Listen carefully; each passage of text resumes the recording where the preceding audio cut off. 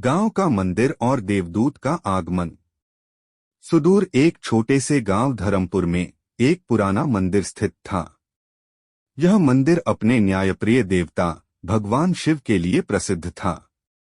गांव वालों का मानना था कि जो भी पापी इस मंदिर के पास से गुजरता उसे भगवान स्वयं उसके कर्मों का फल देते। गांव की यह मान्यता पीढ़ी दर पीढ़ी चली आ रही थी। सविता की कहानी।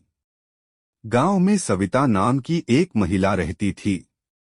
सविता बहुत सुंदर थी, परंतु उसकी मनोदशा में हलचल मची हुई थी। उसका विवाह रमेश नामक एक साधारण परंतु सच्चे और मेहनती व्यक्ति से हुआ था। रमेश सविता को बहुत प्यार करता था, लेकिन जीवन की व्यस्तताओं और संघर्षों के कारण वह उसे समय नहीं दे पाता। सविता का दिल खालीपन से भरने लगा। एक दिन उसकी मुलाकात रोहित नामक एक युवक से हुई, जो शहर से गांव में व्यापार के सिलसिले में आया था। रोहित की चतुराई और मोहक वाणी ने सविता को प्रभावित किया। धीरे धीरे सविता और रोहित के बीच एक गुप्त संबंध बन गया। पाप का आरंभ। सविता ने इस नए रिश्ते में खुद को उलझा लिया, यह सोचकर कि उसका कोई दोष नहीं। उसे लगा कि वह केवल अपने सुख की खोज कर रही है। लेकिन उसने अपने पति की निष्ठा और भगवान की मर्यादा का ध्यान नहीं रखा। देवदूत का स्वप्न। एक रात सविता ने एक विचित्र सपना देखा। उसने देखा कि मंदिर के देवता भगवान शिव क्रोध से भरे उसके सामने खड़े हैं।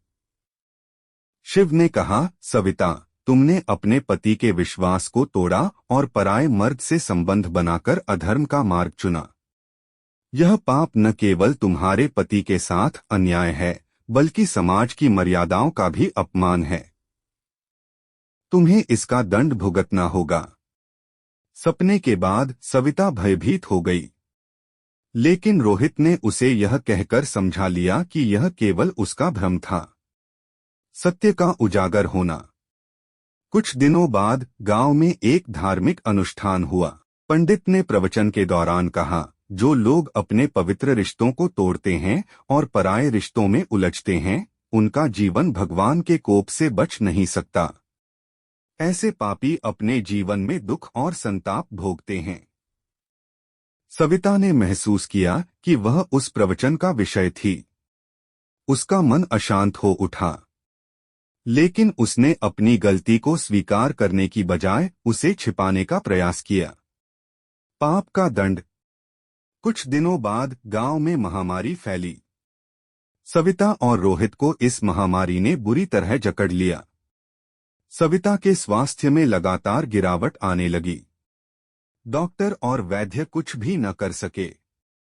अंततः उसे समझ में आ गया कि यह उसके पापों का परिणाम था। सविता ने अपनी अंतिम सांस लेने से पहले अपने पति से क्षमा मांगी।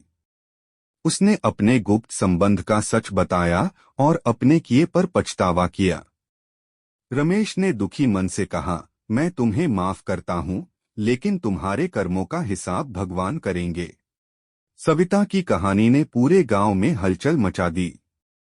लोग समझ गए कि जो अपने पवित्र रिश्तों को तोड़ते हैं और अधर्म का मार्ग अपनाते हैं, उनका अंत दुख और पीड़ा में होता है। सविता के बाद गांव की महिलाएं और पुरुष अपने रिश्तों में विश्वास और निष्ठा बनाए रखने के लिए सतर्क हो गए। रमेश का संघर्ष। सविता की मृत्यु के बाद रमेश के जीवन में अकेलापन और उदासी छा गई। उसने अपना समय खेतीबाड़ी और समाज सेवा में लगाना शुरू कर दिया। लेकिन सविता की मृत्यु ने उसे कई सवालों के घेरे में डाल दिया।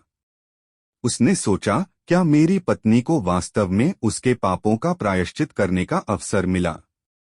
क्या मैं उसे सही मार्ग पर लाने में असफल रहा? रमेश ने गांव के पुजारी से इस बारे में चर्चा की। पुजारी ने कहा, रमेश, तुम्हारी पत्नी ने अपने अंतिम क्षणों में अपनी गलतियों को स्वीकार किया और भगवान से क्षमा मांगी। यह प्रायश्चित का पहला कदम था। लेकिन उसकी आत्मा को पूर्ण शांति तभी मिलेगी जब तुम उसकी आत्मा की मुक्ति के लिए कुछ करोगे। सविता की आत्मा का प्रायश्चित।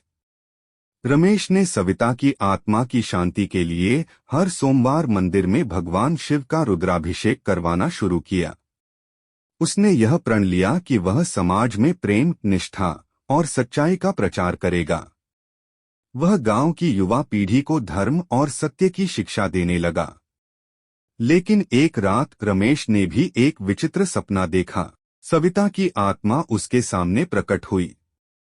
उसने कहा, रमेश, मुझे अपने पापों का पछतावा है, लेकिन मैं अभी भी मुक्त नहीं हो पाई हूँ। भगवान ने कहा है कि मुझे अपने अधर्म का प्रायश्चित करने के लिए पुनर्जन्म लेना होगा।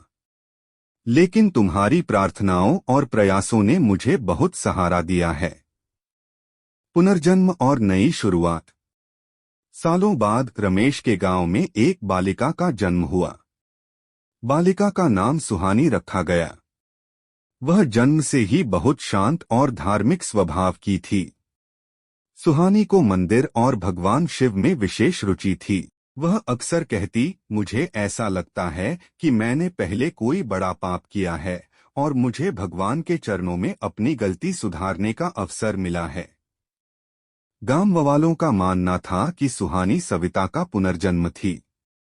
सुहानी का जीवन और कर्म। जैसे जैसे सुहानी बड़ी हुई, उसने समाज में प्रेम और सच्चाई का संदेश फैलाना शुरू किया। उसने हर महिला और पुरुष को सिखाया कि रिश्तों में निष्ठा सबसे बड़ा धर्म है। वह कहती, जो अधर्म करते हैं उन्हें भगवान का कोप सहना पड़ता है, लेकिन जो अपने पापों का प्रायश्चित करते हैं उन्हें भगवान नया अवसर देते हैं। सुहानी ने न केवल अपने जीवन को धर्ममय बनाया, बल्कि उसने गांव को भी एक नई दिशा दी। उसने हर किसी को यह सिखाया कि किसी भी गलती से बचने का सबसे अच्छा उपाय सत्य के मार्ग पर चलना है। सच्चाई का प्रकाश। सुहानी ने गांव में एक आश्रम की स्थापना की, जहां लोग अपने गलतियों का प्रायश्चित कर सकते थे और नई शुरुआत कर सकते थे। उसकी शिक्षा और प्रयासों से धरमपुर गांव फिर से एक आदर्श गांव बन गया। लोग ईमानदारी, निष्ठा और प्रेम के महत्व को समझने लगे। सविता की आत्मा का मोक्ष। सुहानी की निष्ठा और प्रयासों से सविता की आत्मा को शांति मिली। एक दिन सुहानी ने सपना देखा कि भगवान शिव ने सविता को मोक्ष प्रदान किया और कहा, प्रायश्चित का मार्ग कठिन होता है, लेकिन सच्चे प्रयास से आत्मा को शुद्धि मिलती है। अब तुम्हारी आत्मा मुक्त है। निष्कर्ष। यह कहानी यह सिखाती है कि हर गलती का प्रायश्चित संभव है। भगवान न्यायप्रिय हैं, लेकिन वे करुणामय भी हैं। सत्य, निष्ठा और धर्म के मार्ग पर चलकर न केवल अपने पापों का प्रायश्चित किया जा सकता है, बल्कि दूसरों को भी सही दिशा दिखाई जा सकती है।